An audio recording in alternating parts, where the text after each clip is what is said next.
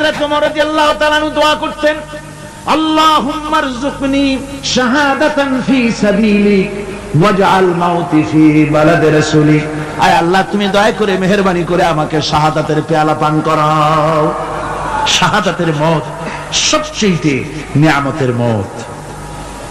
কিয়ামতের দিন এই শহীদ তার আত্মীয় স্বজনের ব্যাপারে ৭০ জন লোকের ব্যাপারে আল্লাহর কাছে সুপারিশ করার মতো পাওয়ার লাভ করবে। শহীদ ভাইরা, এই শাহাদাত নসিব হওয়ার জন্য তামান্না আমাদের দিলের মধ্যে থাকা উচিত। আল্লাহ দ্বীন প্রতিষ্ঠার জন্য প্রয়োজনে আমরা জান দিব, মাল দিব। পারবো না? পারবো কিনা?